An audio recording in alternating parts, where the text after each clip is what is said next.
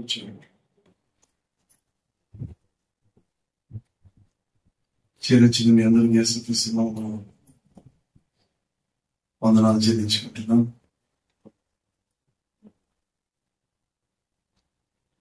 ప్రతి వారం సవాళ్ళు ఉంటారు కదా, అయినా మన హృదయములకును తలంపులకును ఆరోగ్యానికి కావలి ఉంటూ ఏం మాట్లాడుకుంటున్నాను బాబు సౌండ్ పెట్టండి. ఎన్ని సవాళ్ళు ఉన్నా కూడా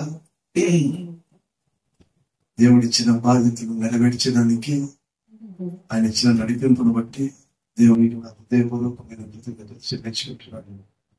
హల్లెలూయా.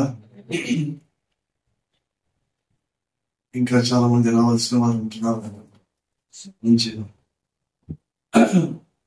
మనం ధనవంతుడు లాజరు గురించి మనం ధ్యానిస్తూ వస్తుంటున్నాం. అందులో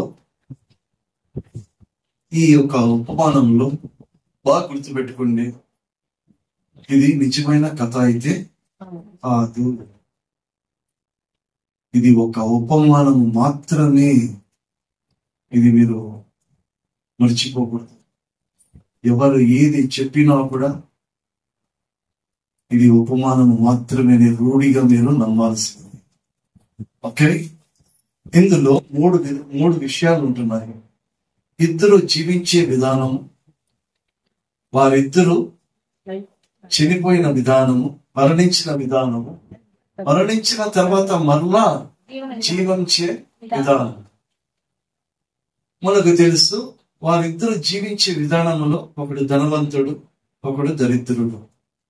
మరి ధనవంతుడు లూకా 16:14 ప్రకారంగా వాడు ధనాపేక్ష కలిగిన పరిసయ్యునికి సాదృశ్యంగా ఉంటున్నాడు.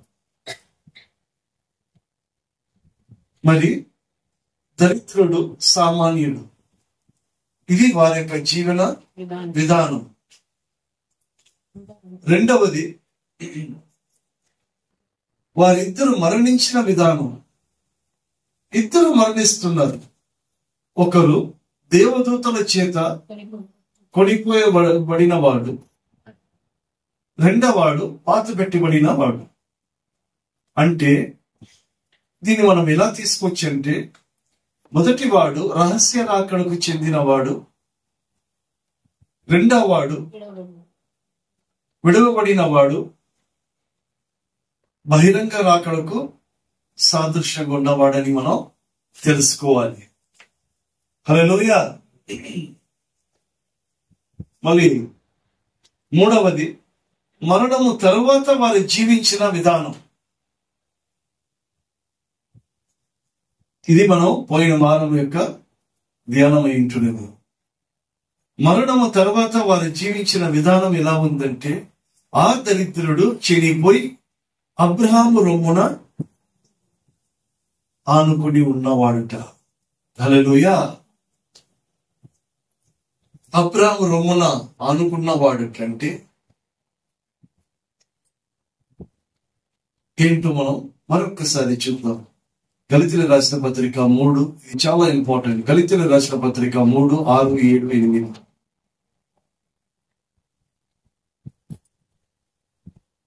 గళితీయులకు రాసిన పత్రిక 3, 6. అబ్రహాము దేవుని నమ్మెను, అది అతనికి నీతిగా ఎంచబడెను. కాబట్టి విశ్వాస సంబంధులే అబ్రహాము కుమారులని మీరు తెలుసుకొనుడి. కాబట్టి విశ్వాస సంబంధులే అబ్రహాము కుమారులని మీరు తెలుసుకోవాల్సినదే. హల్లెలూయా. అంటే ఇక్కడ మనం ఏం అర్థం చేసుకోవాలి? దరిద్రుడు విశ్వాసి అని నమ్మాలి. కాబట్టి విశ్వాస సంబంధులు ఎవరికి అనుకున్నారు? అబ్రహామును అనుకున్నాడు. మనము విశ్వాసులైతే, విశ్వాసం అంటే ఏంటో తెలుసా అండి? వాళ్ళు మంచి విశ్వాసి అంటారు. విశ్వాసం అంటే ఏంటో తెలుసా? విశ్వాసంలో నిలకడగా ఉన్నవాడు విశ్వాసి. హల్లెలూయా. విశ్వాసం లేకుండా దేవునికి ఇష్టడై ఉండుట అసాధ్యం. ఆ విశ్వాసం కలిగిన వాడు దేవుని యుద్ధకు వచ్చిన వాడు ఆయన ఉన్నాడనియో ఆయనను వెతుకువాడికి ఫలము దయచేవాడు అని రూఢిగా నమ్మాలి. అది విశ్వాసి. హల్లెలూయా. ఏ సవాలు వచ్చినా కూడా ఆయన చేసిన ఉపకారాలను మర్చిపోకుండా ఉన్నవాడు విశ్వాసి. ఈ దరిద్రుడికి ఆ యొక్క క్వాలిటీస్ ఉన్నాయి. అతనికి ఏ యొక్క పరిస్థితులు వచ్చినా కూడా ఎక్కడే గాని దూషించినట్లుగా కనబడలేదు. అతనికి మరో ఒక పేరు ఏదే గాని పెట్టినట్లుగా కనపడలేదు. కానీ ఈ ఉపమానములో ధనవంతుణ్ణి పరిసయ్యుడు ధనాపేక్ష కలిగిన పరిసయ్యుడుకు పేరు పొంది ఉన్నాడు. హల్లెలూయా. కాబట్టి విశ్వాస సంబంధులే అబ్రాము కుమారులని మీరు 8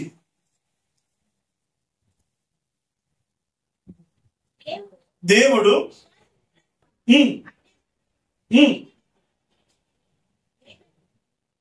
హల్లెలూయా. దేవుడు విశ్వాసం మూలముగా అన్యజనులకు నీతిమంతులుగా తీర్చునని లేఖనము ముందుగా చూచి నీ యందు అన్ని జనులందరూ ఆశీర్వదింపబడుదురని అబ్రాముకు వార్తను ముందుగా ప్రకటించాను. హల్లెలూయా. అబ్రాముతో ఎప్పుడో ఎవరు అబ్రాము? అప్పుడే అబ్రాముకు ఏమని చెప్పాడు? అయ్యా నీ యందు సర్వ జనాంగం అందరూ ఆశీర్వదించబడతారని ముందుగానే చెప్పేశాడు. సర్వ జనాంగం అన్నప్పుడు అది ఎవరు? అన్యజనులతో పాటు అబ్రాము కుమారుడు ఇస్సాకు కుమారుడు యాకోబుకి 12 మంది పుత్రులు. వారు ఇజ్రాయేలు అనబడుతున్నారు. వారికి మాత్రమే కాదు అన్యజనులకు కూడా. హల్లెలూయా.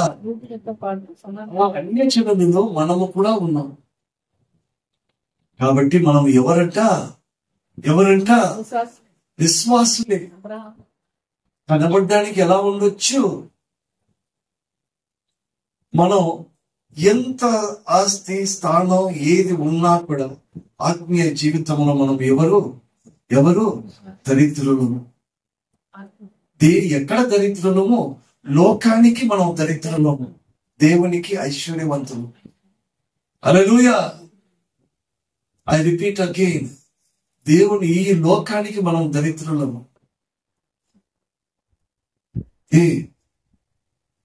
ఈ లోకం మనల్ని ప్రేమిస్తుందా? గొడవలు ఎక్కువైపోతున్నాయి. ఎందుకు ఎక్కువైపోతున్నాయి? ఈ లోకానికి మనం దరిద్రులం. కానీ దేవుని యొక్క దృష్టిలో మనం ఎవరంట? ఐశ్వర్యవంతుడు. హల్లెలూయా. సో అబ్రాహాం యొక్క రొమ్మున వాడు ఆనుకున్నాడంటే, ఆ దరిద్రుడు ఆనుకున్నాడంటే అబ్రాహాం యొక్క విశ్వాసం ఏంటి?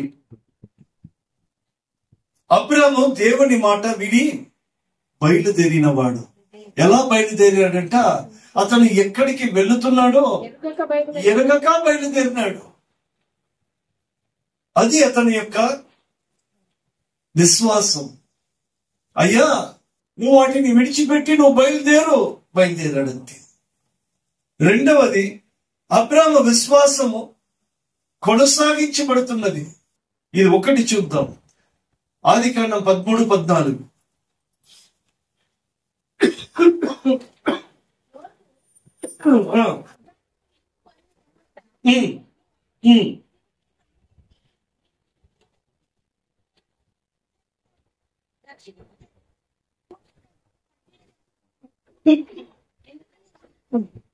చాలు. లోతు అబ్రాహామును విడిచిపెట్టిన తర్వాత దేవుడు దర్శించినాడు. దేవుడు ఏమన్నాడు? అయ్యా నువ్వు వెళ్ళు అన్నాడు.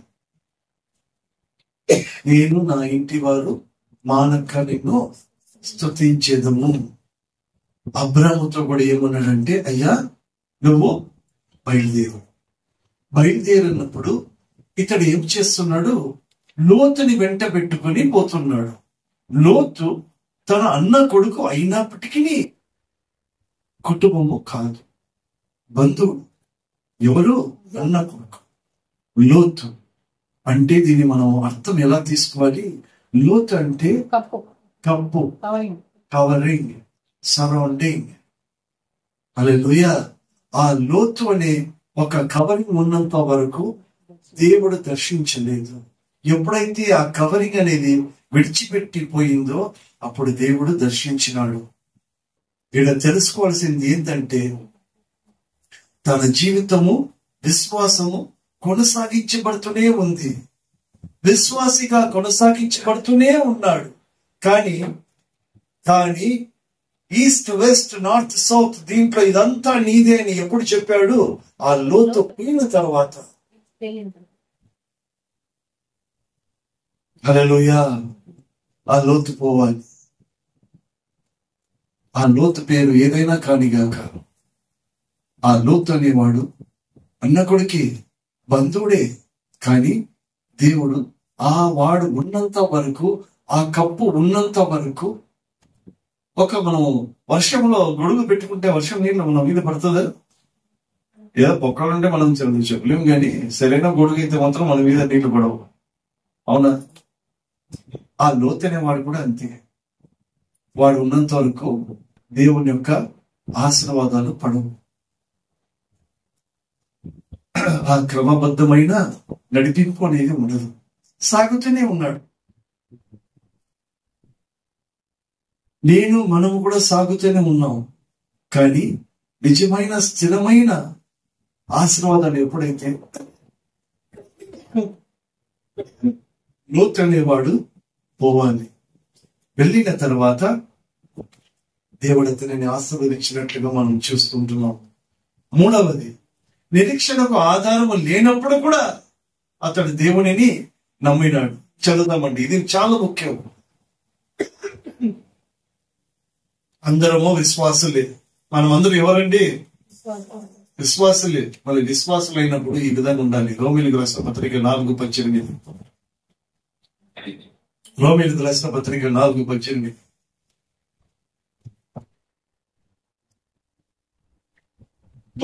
నిన్ను అనేక జనములకు తండ్రిగా నియమించినని వ్రాయబడి ఉన్నది. నీ సంతానము ఈలాగు ఉండునని చెప్పిన దానిని బట్టి తాను అనేక జనములకు తండ్రి యగునట్లు నిరీక్షణకు ఆధారము లేనప్పుడు అతడు నిరీక్షణ కలిగి నమ్మెను. హల్లెలూయా. నిరీక్షణకు ఆధారము లేనప్పుడు అతడు నిరీక్షణ కలిగి నమ్మెను. నిరీక్షణ కలిగి నమ్మాను. కానీ మనం ఏమైపోతున్నాం? విశ్వాసులే కదా. నిరీక్షణ లేదే. నిరీక్షణ అంటే ఏంటో తెలుసా? కనపడిన దాని గురించి కాదు నిరీక్షించాల్సింది, లేని దాని గురించి మనం నిరీక్షించాలి. అది ఏదైనా సరే, నిరీక్షణ అనేది ఈ రోజుది కాదు. ఐ రిపీట్ అగైన్, నిరీక్షణ అనేది ఈ రోజుకి సంబంధించినది కాదు. నిరీక్షణ అనే మాట వస్తే అది రేపటిదే. అది రేపు ఏ విధంగా ఉంటుందో మనకు తెలియదు. అబ్రహాం రేపటి గురించి నిరీక్షణ లేదు. ఇతను ఉంటున్న నిరీక్షణకు ఆధారమే కనపడడం లేదు. అక్కడ ఎవరు కనపడుతున్నారు? దేవుడిచ్చిన వాగ్దానము మాత్రమే కనపడుతుంది. ఆ వాగ్దానాలను బట్టి నిరీక్షణకు ఆధారం లేనప్పుడు కూడా నిరీక్షించి విశ్వసించాడట. సందేహము లేకుండా నిరీక్షించాడు. 19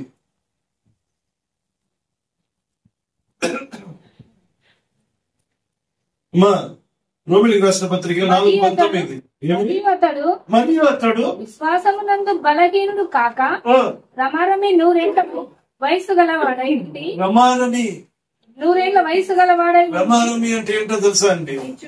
ఇంచుమించు అప్పటికి తన శరీరము మృతతుల్యమైనట్టును సారా గర్భమును మృతతుల్యమైనట్టును ఆలోచించను. కాని అవిశ్వాసము వలన దేవుని వాగ్దానంలో గురించి సందేహింపక దేవుని మహిమపరిచి ఆయన వాగ్దానం చేసి దాన్ని నెరవేర్చుటకు సమర్థుడని రూఢిగా విశ్వసించి విశ్వాసం వలన బలం పొందెను. దీనిని ఒకే మాటలో చెప్పాలంటే విశ్వాసము లేకుండా దేవునికి ఇష్టడై ఉండుట అసాధ్యం. అబ్రాహాము దేవునికి ఇష్టడై ఉన్నాడు. అర్థమైందండి? అబ్రాహాము దేవునికి ఇష్టడై ఉన్నాడు కనుక ఆయన యొద్దకు వచ్చినప్పుడు ఆయన ఉన్నాడనియో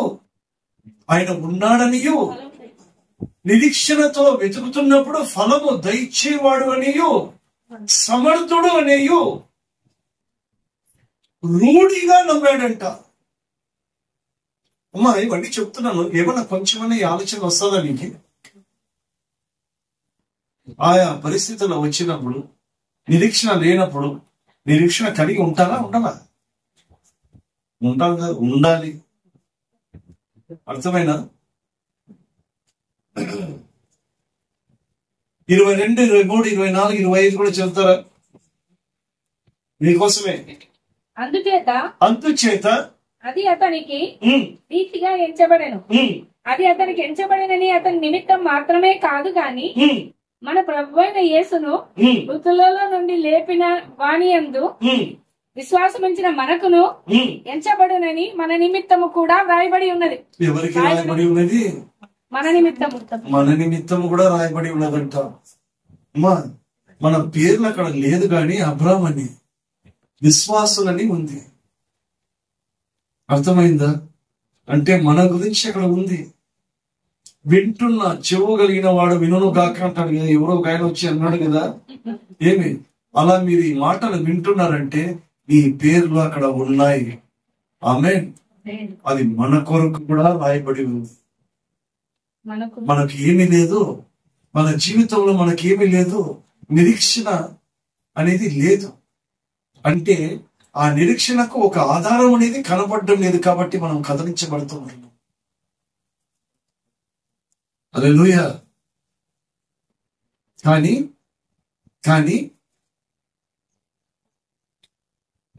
ఈ ధనాపేక్ష కలిగిన పరిసయుడికి నిరీక్షణ లేకపోయినా కూడా అతను ధనవంతుడే.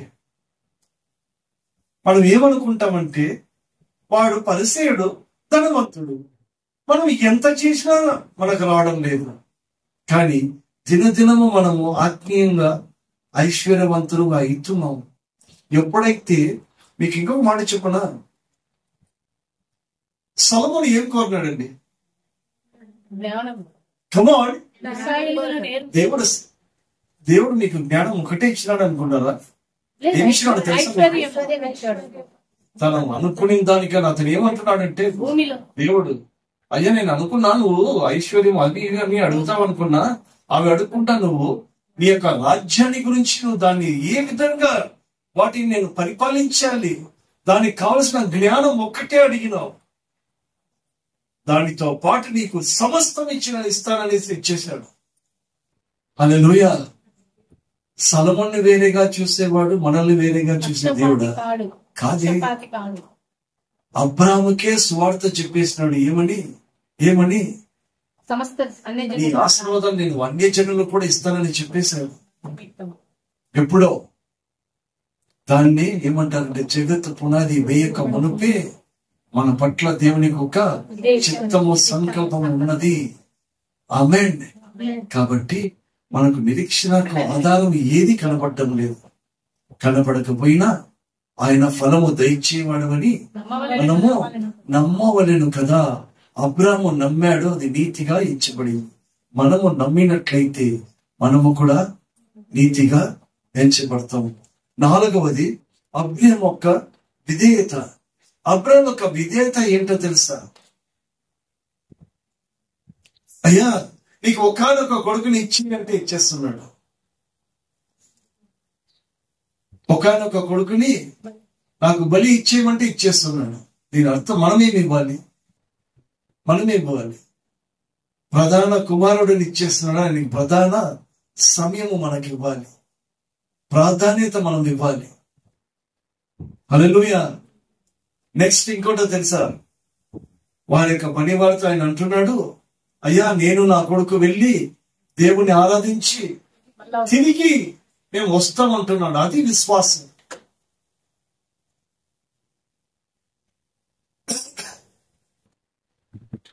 ఐదవది, అటువంటి ఒక విశ్వాసానికి నేను వెళ్ళి తిరిగి వస్తాను, నేను నా కుమారుని బలి ఇమ్మన్నాడు, కానీ ఇతనేమంటున్నాడు, నా కుమారుడితో నేను మళ్ళా తిరిగి వస్తానంటున్నాడు. ఎలా చెప్పగలుగుతున్నాడు చూద్దాం. హెబ్రీయులకు రాసిన పత్రిక 11:17. అబ్రహాము శోధింపబడి విశ్వాసమును బట్టి ఇస్సాకును బలిగా అర్పించెను. ఎవడు ఆ వాగ్దానములు సంతోషముతో అంగీకరించెనో ఇస్సాకు వలన అయినది నీ సంతానం అనబడును ఇది ఎవనితో చెప్పబడేనో ఆ అబ్రహాము మృతులను సహితము లేపుటకు దేవుడు శక్తిమంతుడని ఎంచిన వాడై తన ఏకకుమారుని అర్పించి ఉపమాన రూపంగా అతన్ని మృతుల్లో నుండి మరలా పొందెను. హల్లెలూయా. దేవుడు ఏమన్నాడు తెలుసా, అయ్యా సంతానం లేదు, సంతానం లేదు, సంతానం లేదు. ఇంకోటి తెలుసా, సంతానం అంటే ఏంటో తెలుసా, ఇస్సాక్ అంటే ఏంటో తెలుసా, సంతోషం. ఇస్సాక్ అంటే సంతోషం. సంతోషం లేదు లేదు లేదు లేదు అనుకుంటున్నావు కదా, ఆ సంతోషము నుంచి నువ్వు ఆస్వాదించబడతావని ఎప్పుడో వాగ్దానం చేసి ఉంటాడు. ఇతను ఏమని నమ్ముతాడంటే, ఈ ఇస్సాకు నుంచే నేను ఆశ్రయించబడతాను అని చెప్పిన దేవుడు ఇస్సాకుని తీసేస్తాడా? తీయడు. తన నుంచే నన్ను ఆశీర్వదించాలి అని రూఢిగా నమ్మి వాళ్ళతో ఏమంటున్నాడు, నేను తిరిగి ఆరాధన చేసి నేను తిరిగి వస్తానని ఆ యొక్క నిశ్చయతతో వెళ్ళాడు. మనమేం అర్థం చేసుకోవాలండి, మనకు ఒక పని ఇచ్చిన తర్వాత, ఒక బాధ్యత ఇచ్చిన తర్వాత, అది ఆత్మ సంబంధమైన సరే లేకపోతే ఈ లోకపరంగా మనం చేస్తున్న ఉద్యోగమైనా సరే, మనం ఒక పని చేస్తున్నప్పుడు దానిని దేవుడు ఆశీర్వదిస్తానని ప్రారంభించినప్పుడు దాన్ని తొలగిస్తాడా? తొలగించడు. దానిని బట్టి నేను ఆశ్రయించబడతాననేసి రూఢిగా వాగ్దానము చేసిన దేవుణ్ణి మనం ఏమి చేయాలంట? నమ్మాలి. నేను ఒక మాట చెప్పనా, క్రిస్టియన్ అంటే ఏంటో తెలుసా అండి?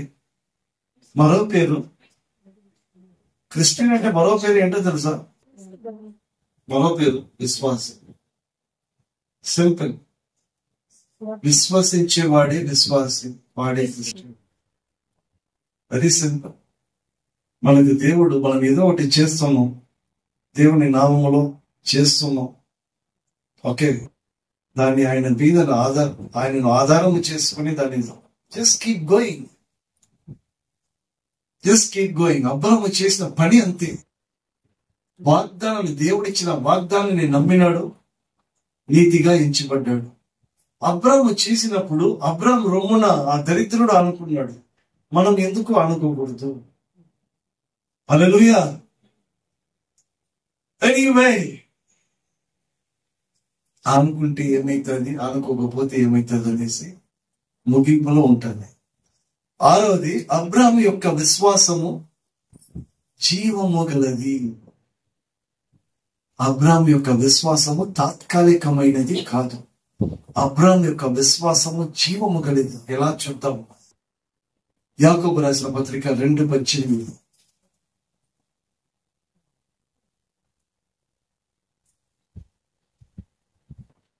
యాకోబు రాసిన పత్రిక 2:18. అయితే ఒకడు నీకు విశ్వాసం ఉన్నది,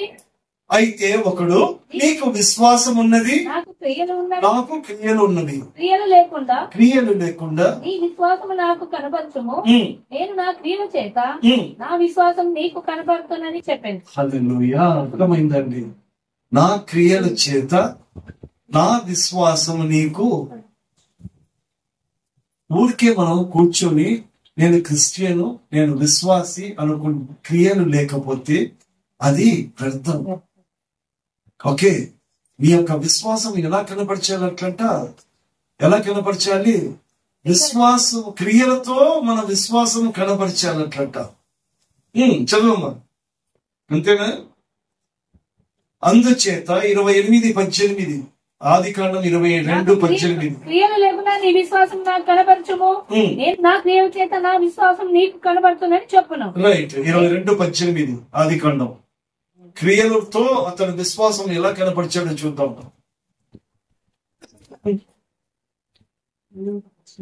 మరియు 22:18 ఆదికాండం. మరియు నీవు నా మాట వినినందున భూలోకములోని జనములన్నీ నీ సంతానము వలన ఆశీర్వదింపబడునని బడును నా తోడని ప్రమాణం చెప్పిందని యెహోవా సెలవిచ్చెను. ఎవరు తోడు? నాతో తోడని. దేవునికి మించిన మరి ఎవరు లేదు కాబట్టి ఆయనకి మించి ఇంకా వేరే ఎవరు లేదు. మనం ఏం చేద్దామంటే దేవుని తోడు అంటాం, ఎందుకంటే మనకు మించి ఒక పైవాడు ఉన్నాడు కాబట్టి దేవుడు తోడు అంటున్నాం. దేవునికి మించిన వాడు ఎవరు లేదు కాబట్టి నా తోడు అంటున్నాడు. ఎందుకంటున్నాడు నా తోడని? నా మాటను వినినందున క్రియలతో కూడిన విశ్వాసము చేయమంటే చేశాడు. విశ్వాసం ఎలా ఉండాలి? క్రియలతో ఉండాలి. క్రియలు లేకుండా విశ్వాసి మృతము. క్రియ ఏంటి? మీరు అక్కడ మీ ఇంటి నుంచి మీరు ఇక్కడ మందిరానికి వచ్చినది మీ క్రియ. మీ క్రియ ఎందుకు చూపించారు? దేవుని యుద్ధకు వస్తే నేను ఆశీర్వదించబడతాననేది మీ విశ్వాసం. దీనిని ఏమంటారంటే క్రియలతో కూడిన విశ్వాసం. హల్లెలూయా. నేను ఒకటి పొందుకుంటాను, దేవుడు నా సంతోషాన్ని ఫలింప చేస్తాడు అనేది రూఢిగా నమ్మాలి. మా అర్థమవుతుందా? ఎందుకు ఇలా అడుగుతున్నా అంటే నాకే వినపడటం లేదు. మీకు వినపడుతుందా? మంచి వినపడిన మాటలు ఇక్కడ వదిలిపెట్టిపోకుండా వాటిని మీ వెంట పెట్టుకుంటే అబ్రాహాము యొక్క విశ్వాసము జీవము గలది. ఎందుకో తెలుసా? ఎవరైతే ఆ క్రియలతో కూడిన విశ్వాసము చూపిస్తారో అబ్రాహాము రొమ్మున అనుకున్నవాడు, అది జీవము కలదు. హల్లెలూయా. 7వది, అబ్రాహాము పరలోక సంబంధమైన దేశాన్ని సమకూర్చుకున్నవాడు. హెబ్రీయులకు రాసిన పత్రిక 11:9. విశ్వాసమును బట్టి అతనితో ఆ వాగ్దానముకు సమాన వారసులైన ఇస్సాకు యాకోబు అనువారులు గుడారములలో నివసించుచు అన్యుల దేశములో ఉన్నట్టుగా వాగ్దత్త దేశములో పరవాసులైరి. హల్లెలూయా. ఇప్పుడు మనం ఉండేది ఎవరి దేశం ఇది? ఎవరి దేశం ఇది? అదే ఇప్పుడు మనం జీవించిన ఎవరి దేశం అండి ఇది? ఇది వాగ్దాన దేశము కాదు. ఇది వాగ్దాన దేశం అయితే కాదు, ఇది అన్యుల దేశం. ఇది మనది వేరే పరదేశము. మనది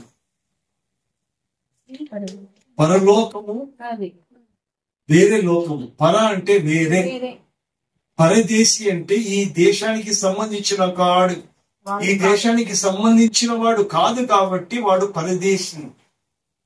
పరలోకం అంటే వేరే లోకం. మనం ఈ లోకానికి చెందిన వారము కాదు.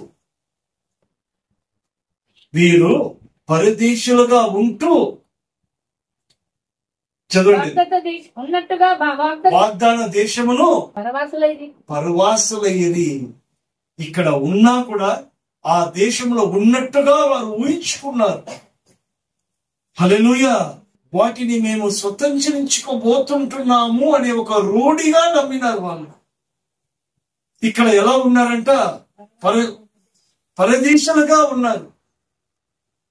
అక్కడ పరవాసులుగా, పరలోకపు వాసులుగా. ఏం అర్థాలు తెలుసా అండి? ఓకే, చదవండి ఇంకా. ఏలైనగా దేవుడు దేనికి శిల్పియు శిల్పి అయి నిర్మాణకుడై ఉన్నాడో ఆ పునాదులు గల ఆ పట్టణము కొరకు అబ్రహాము ఎదురు చూచుచుండెను. విశ్వాసమును బట్టి సారాయి వాగ్దానం చేసిన వాడు నమ్మదగిన వాడని ఎంచుకొనెను గనుక తాను వయస్సు గతించినదైనను గర్భము ధరించుటకు శక్తి పొందెను. అందుచేత అయితే వారు శ్రేష్టమైన దేశమును 13 వీరందరూ ఆ వాగ్దానముల ఫలము అనుభవింపకపోయినను దూరము నుండి చూచి వందనము చేసి తాము భూమి మీద పరదేశులమును యాత్రికులమై ఉన్నామని ఒప్పుకుని విశ్వాసము గల వారై మృతి పొందిరి. హల్లెలూయా. మా పరలోకం ఎక్కడుంది? మా ఒకసారి చూస్తారు ఇక్కడ పరలోకం ఎక్కడుంది? అదే చెప్పండి. పరలోకం అంటే వీళ్ళు చూస్తాం అంటే మనం కూడా దూరం ఉండి చూస్తున్నాం వాటిని. అర్థమైందా? దేవుడు ఎక్కడున్నాడు? ఇట్లా అంటాం పైన ఉన్నవాడు పరలోకం. ఓకే, ఆ పరలోకాన్ని దూరం నుంచి చూస్తున్నాం. ఎలా చూస్తున్నాం? ఇక్కడ మనము పరదేశులమని, ఆ స్థిరమైన పట్టణము, పునాది గల పట్టణము, ఆ పట్టణానికి శిల్పికారుడు ఎవరంట? ఆ దేశానికి ఆయనే శిల్పికారుడు. ఆయన సృష్టించుకున్న పునాది గల పట్టణం అది. అబ్రాహాము, ఇస్సాకు, యాకోబులు కూడా డేరాలలో జీవిస్తూ, ఇక్కడ మేము ఒక డేరాలంటే ఏంటో తెలుసా అండి? అర్థం డేరాలంటే తాత్కాలికమైన జీవితానికి సాదృశ్యంగా ఉంది. మా జీవితాలు తాత్కాలికము, మా స్థిరమైన జీవితము పరలోకము అని దూరముగా చూస్తూ వారు మృతి పొందారంట. మనము కూడా ఎప్పుడో ఒక రోజు మృతి పొందాల్సినది.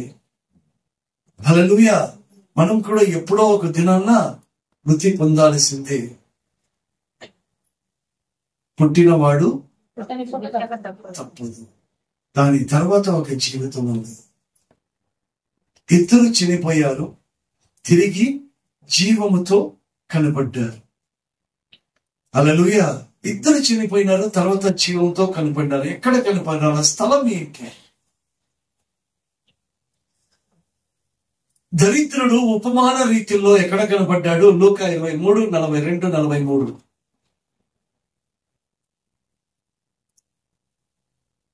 లూకా 23:42-43 చదువుతాం. ఆయనను చూచి యేసు నీవు నీ రాజ్యములో వచ్చినప్పుడు నన్ను జ్ఞాపకము చేసుకొనుము.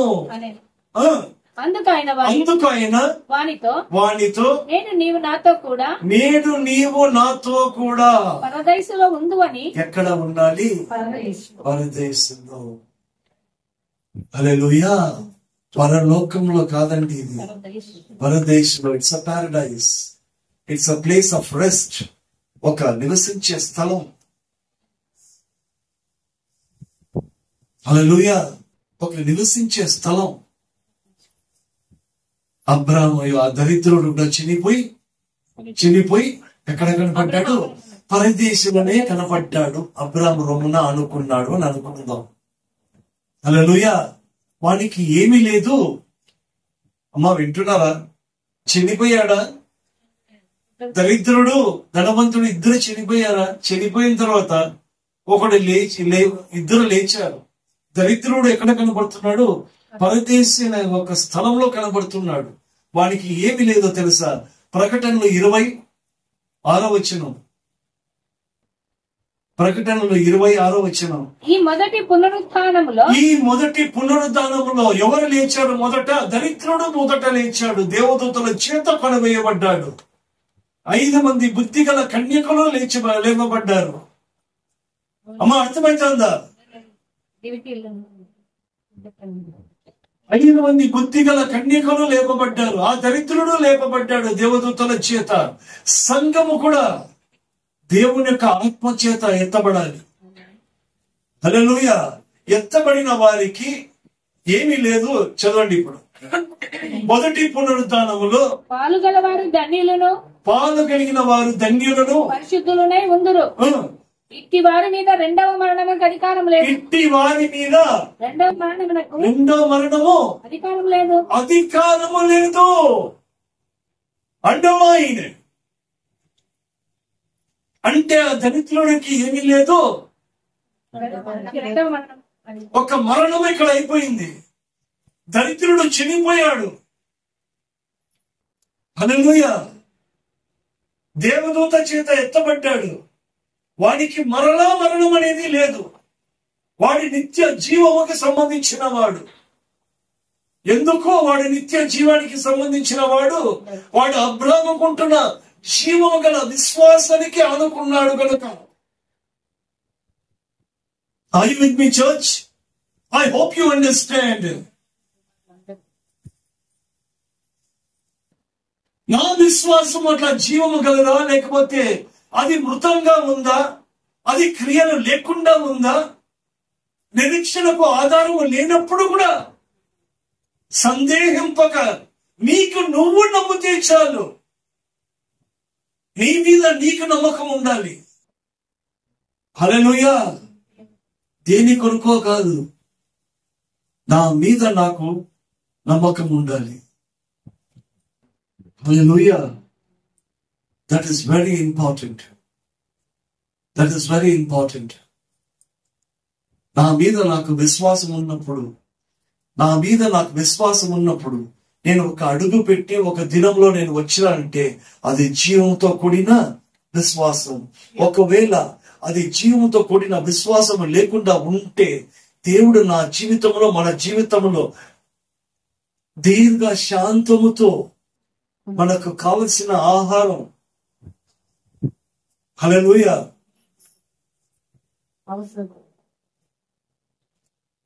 ఆ చిన్న బిడ్డకు, అక్కడ పండబెట్టిన చిన్న బిడ్డకు ఒక రకమైన అన్నము, ఆ కుట్టి పాపకు ఒక రకము, ఇంకా పిల్లలు ఉన్నారు వాళ్ళకి ఒక రకము, ఇంకొకరికి ఒక రకము, ఇంకొకరికి మనకు. అలా ఉన్నప్పుడు మన విశ్వాసానికి కూడా రూఢి అయిన విశ్వాసం రావడానికి దేవుడు ఆ దినానికి కావలసిన ఆహారం ఇచ్చుకుంటూ, హల్లెలూయా. నేను మొన్న బెట్టి వాళ్ళని హైదరాబాద్ నుంచి పిలుచుకొచ్చినప్పుడు ఒక 2 చోట్ల వెళ్లాల్సి ఉండింది. ఒక చోట ఒక ఇంటికి పోయాం. వాళ్ళకి ఇక్కడ ఒక సంఘం ఉందంట. ఆ సంఘానికి చాలా మంది ఉన్నారంట. దగ్గర ఒక 200 మంది వస్తారంట. కానీ ఆటంకాలు, కాల్ చేస్తున్నారంట, వచ్చిన వాళ్ళని కొడుతున్నారు. ఇప్పుడు ఎంతమంది వస్తారంటే ఒక 15 మంది 20 మంది వస్తారంట. అందరూ ఇదైనారు అదైనారు. ఎందుకు మీకు ఈ గొడవలు ఎందుకు అంటే వీధి పరిచయం చేస్తారంట వాళ్ళందరూ కలిసి. ఎందుకుంటే మీకు, నేను మళ్ళా రిపీట్ చేస్తున్నాను, వీధి పరిచయం చేయాలి. ఏం చేయాలి? యేసు ప్రభు జన్మించాడు, పాపుల కొరకు చనిపోయాడు, సమాధి చేయబడ్డాడు, తిరిగి 3వ రోజు లేచాడు, ఆయన తిరిగి రానే ఉంటున్నాడు. మనము సిద్ధంగా ఉండాలి. అంతవరకు ఎవడేమన్నాడు, ఈయనే, ఇంకా వేరే ఎవరు లేదంటే పక్కన కోపం వస్తుంది. ఒక్కరు మన బంధువే ఒకటి ఏమన్నా అంటే మన బంధువే, ఏం నువ్వేనా, నేను కాదంటాం, మనం ఇంట్లోనే కొట్లాడుకుంటాం.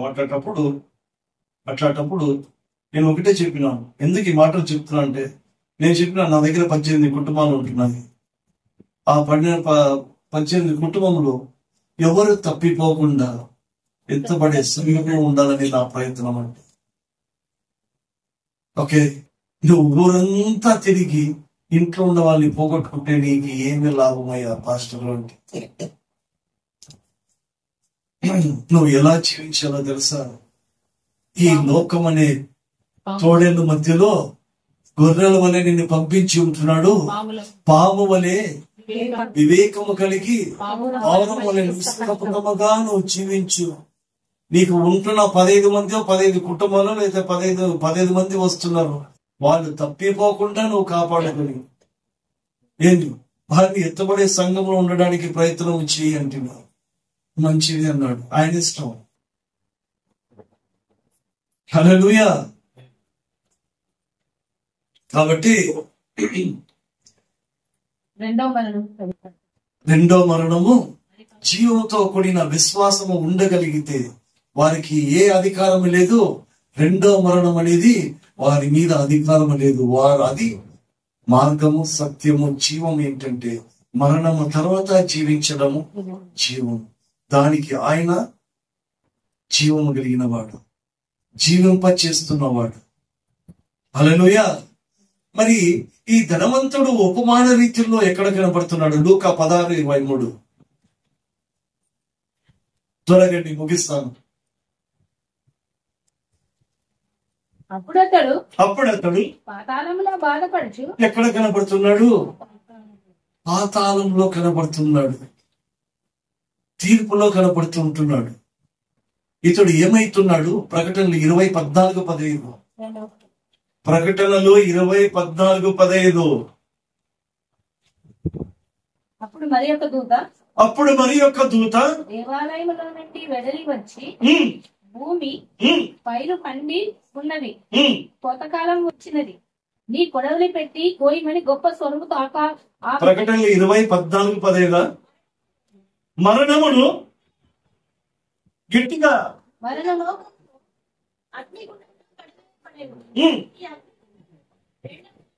ఈ అగ్నిగుండము రెండవ మరణము, అది పాతాళము. ఎవరి పేరైనను జీవ గ్రంథమునందు రాయబడినట్టు కనబడని ఎడల.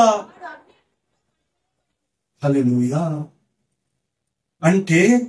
అంటే ఒక జీవ గ్రంథం ఉంది. దరిద్రుడు అక్కడ కనపడ్డాడు, ఆ జీవ గ్రంథంలో కనపడ్డాడు కనుక వానికి రెండో మరణము అధికారము లేదు. వాడు జీవించబడుతున్నాడు, జీవము గల దేవునితో జీవించబడుతున్నాడు. ఎక్కడ ఆనుకుని? అబ్రాహామును ఆనుకుని జీవిస్తున్నాడు. వీడి పేరు జీవ గ్రంథంలో లేదు గనక వీడు ఎవడు? I want your attention please. ఇంకేదో మాట్లాడుతాను అనుకోదండి. I want your attention. జీవ గ్రంథము పేరు లేనివాడు ఎవడో తెలుసా? ధర్మశాస్త్రాన్ని ఆచరించేవాడిని. జీవ గ్రంథంలో వాని పేరు ఉండదు గనక ఉండదు. హల్లెలూయా.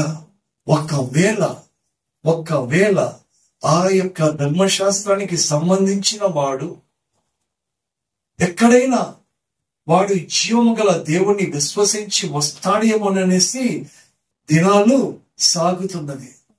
అది సాగుతున్నది మనల్ని దీర్ఘశాంతుడై మనకు ఆదరణ దొరుకుతుంది, కృప కొనసాగించబడుతున్నది.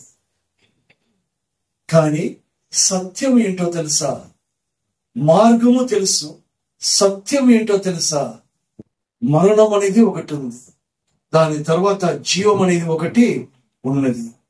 జీవించేవాడు, జీవము గలవాడు, జీవ గ్రంథంలో పేరు ఉన్నవానికి మీద రెండో మరణము అధికారము లేదు.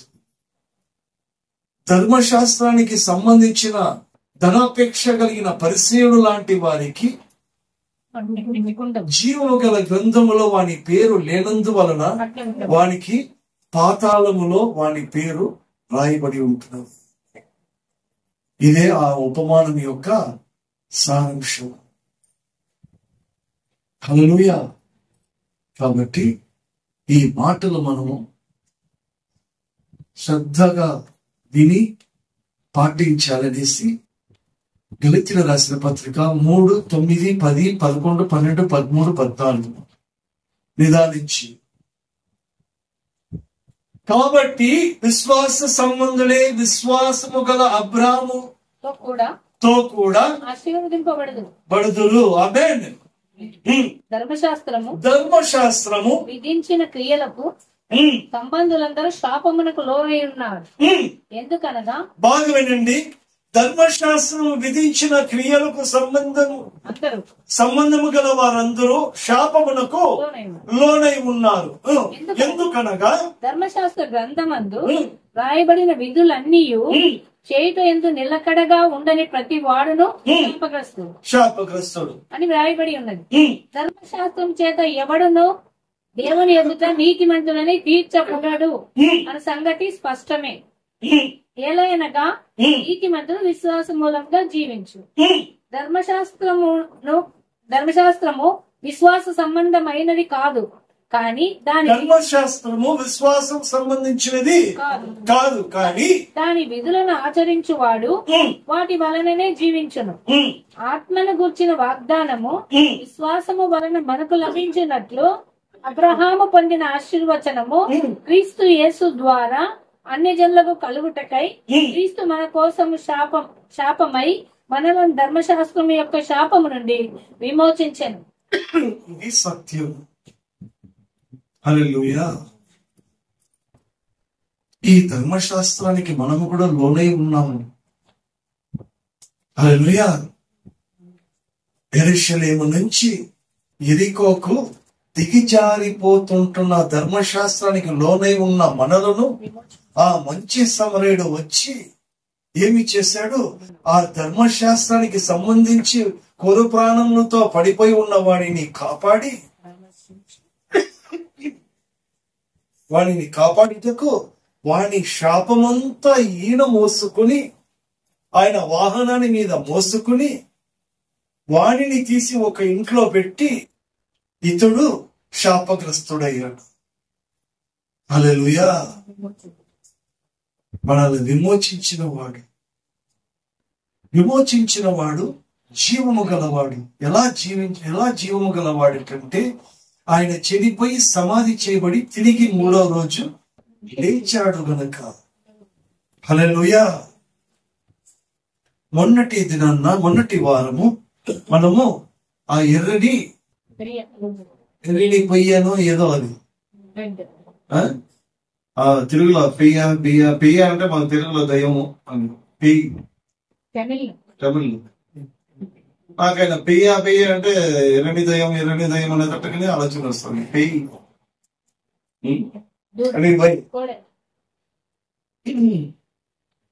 ఈ మాట మనం ధ్యానిస్తూ ఆఖరిలో విజయ్ ఒక మాట చెప్పాడు. హెబ్రీయులకు రాసిన పత్రిక 9:12-13. ఇది ఆయన ముగింపు అనుకుంటా. మేకల యొక్కయు రక్తముతో కాక తన స్వరక్తముతో ఒక్కసారి పరిశుద్ధ స్థలంలో ప్రవేశించను. ఎలాగనగా మేకల యొక్కయు ఎడ్ల యొక్కయు రక్తమును మైలపడిన వారి మీద ఆవు దూడ గూడ్ల చల్లితయు శరీర శుద్ధి కలుగునట్లు వారి పరిశుద్ధ పరిచిన ఎడల నిత్యుడగు ఆత్మ ద్వారా తన్ను తాను దేవునికి నిర్దోషునిగా అర్పించుకొనిన క్రీస్తు యొక్క రక్తము నిర్జీవ క్రియలను విడిచి జీవము గల దేవుని సేవించుటకు మీ మనస్సాక్షిని ఎంతో ఎక్కువగా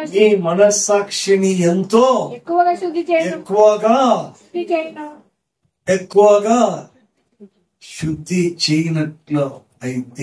చేసినట్టయితే నా విశ్వాసము ఎట్టిది. నా మనస్సాక్షిని ఆయన అమూల్యమైన రక్తము శుద్ధీకరణ చేసి ఉంటున్నది. నా మనస్సాక్షిని శుద్ధీకరణ చేసిన రక్తము ఎడ్ల యొక్కయో మేకల యొక్కయో రక్తము అది కాదు. ఒక్కవేళ అదైతే అది ఏటేటా నా మనస్సాక్షిని జ్ఞాపకము చేస్తుంటున్నది. కానీ మనకు విమోచన కలిగిన మన యొక్క మనస్సాక్షికి కలిగిన ఆ యొక్క విమోచన అమూల్యమైన రక్తం. అది ఏ విధంగా అది శుద్ధీకరణ కలిగజేయి ఉంటుంది. అపోస్తలుడైన పౌలు అంటున్నాడు, నేను మంచి పోరాటము పోరాడి తిని నా పరుగు కడముట్టించి తిని. నాకు పెద్ద పోరాటము, నా ప్రయాణమంతా పోరాటమే. అపోస్తలుడైన పౌలు యొక్క ప్రయాణానికి ఏమీ లేదు, నిరీక్షణకు ఆధారమే లేదు. ఆయన ప్రయాణానికి నిరీక్షణకు ఆధారము లేకున్నా కూడా రూఢిగా విశ్వసించి ఆ ప్రయాణాన్ని కొనసాగింప చేశాడు. తన విశ్వాసాన్ని కాపాడుకున్నాడు. హల్లెలూయా. నాకు జీవ కిరీటము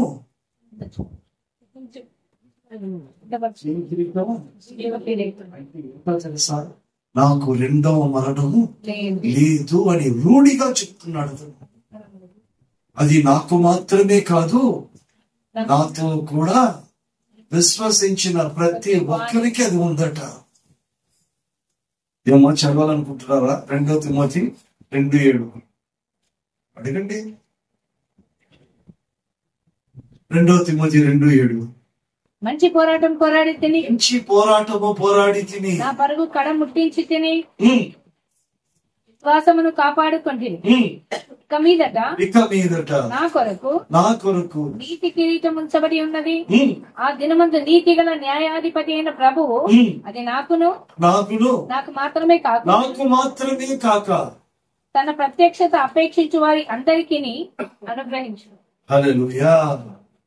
తన ప్రత్యక్షతను అపేక్షించు అంటే ఏంటో తెలుసా?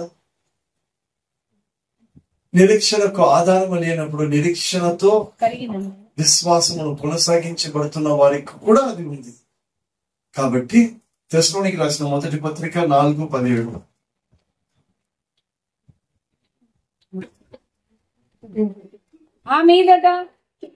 ఆ మీదట సజీవులై నిలిచి ఉన్న మనము వారితో కూడా ఏకంగా ప్రభువును ఎదుర్కొనుటకు ఆకాశ మండలమునకు మేఘముల మీద కొనిపోబడదము. కాగా సదాకాలము ప్రభువుతో కూడా ఉందుము. చాలండి. ఇప్పుడు ఒకవేళ ఆయన మధ్య ఆకాశానికి వచ్చినాడే అని అనుకుందాం. ముందు ఎవరు లేస్తారంట? క్రీస్తునందు వారు మొదట లేస్తారు. వారు లేచిన తర్వాత బ్రతికున్న మనము కూడా ఆత్మ చేత ఎత్తబడాలి. ఒకవేళ నేను ఎత్తబడకపోతే నా పరిస్థితి ఏంటి? ఎక్కడ కనబడతానంట నేను? అరే కమోన్, ఆ ధనవంతుడు ఎక్కడ కనపడ్డాడు? పాతాళంలో కనబడతాడు. ఎత్తబడకపోతే మాత్రము పాతాళం, ఎత్తబడితే నా విశ్వాసం ఎట్టిది? నా విశ్వాసం ఎట్టిది? ఆ విశ్వాసాన్ని ఇంత అమూల్యతతో దాన్ని మార్చడానికి నన్ను జ్ఞాపకము చేసుకున్నట్టుకై దీనిని చేయడని చెప్పిన దేవుడి మాటలు మనకి ఆశ్రమించే దేవుని గాక. ఆమేన్. ప్రార్థన.